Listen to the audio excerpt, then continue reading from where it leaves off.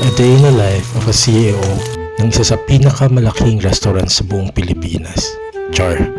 So ito na nga, nagpre-prepare na ako for today's video. At today is holiday. Sabi ng aking isang kaibigan, anong gagawin niyo today? Magna-Netflix kagala. Sabi ko, walang ganun. Kailangan magtrabaho ng Disney Prince ngayong holiday. So ito na nga, naglilinis ako, naghuhugas, sabay-sabay na. So yung mga pinamili ko kanina sa palengke, nilalagay ko na sa ref.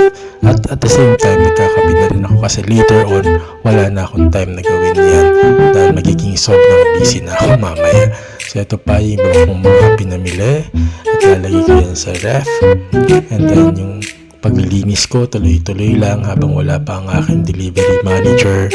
So ayan, niluluto ako at inaayos ko ang aking mga pinamili.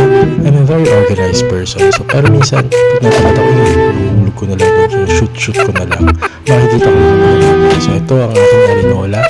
Kaya ko naman bumili ng cash box, pero sabi ng nanay ko, sobrang swerte daw yan sa negosyo. Arinola lang ang malakas. So ito, naupo na nga ako at tinitingnan ko yung mga previous order from previous days dahil minsan may mga customer na nakakalimutan magbayad at pina-follow up natin ng payment. So ito, nagpo-post na ako for today's lunch. So pinipili ko yung mga available and yan, nag-post na nga siya at maghihintay tayo maya-maya ng mga orders. So ayan, pinipil ko na yung unang order na dumating, sinigyan yan at pinadeliver ko na sa aking delivery manager. Si tingin niya. So, maya-maya pa na nga, nagpasukan na ang mga naturang orders. So, ayan na, kayod na. Dito na nangyayari yung nagiging 10 yung kalamay ko. Para na akong octopus dyan. So, sobrang busy ko. Sobrang dami ng orders during lunch peak hours kasi talaga yan, whiskey dinner. So, nagluto na rin ako ng mga sauce dahil may order sa akin ng tuna pesto. 3 yan. So, pinaprepare ko na siya dyan. And at the same time, yung mga ibang order, prepare ko na rin. Dahil na rin akong cold brew.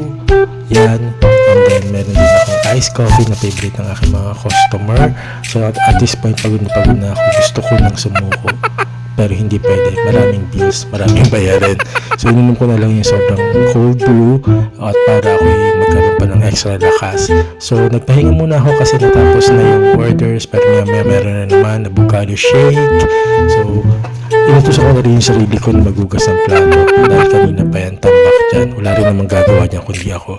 So, na-order na ng sinigang na hipon at sinigang na salmon na favorite ng aking mga customers.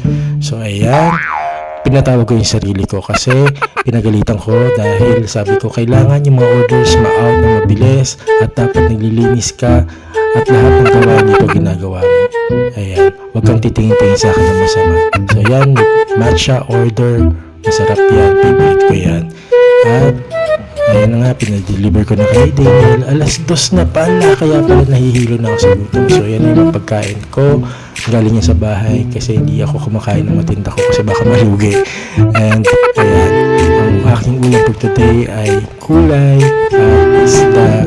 So habang kumakain, ang ginagawa ko, check pa rin ako ng mga orders, baka may pumapasok, may nagbabayad, may Gcash number, and kinakausap ko si Daniel. Meron kaming meeting at the same time all the while. So meron kaming working lunch kumbaga. So habang kumakain, multitasking. So yun ang ginagawa namin dyan lagi. So tapos na ako kumain and then uminom ako ng coffee ulit kasi coffee is life.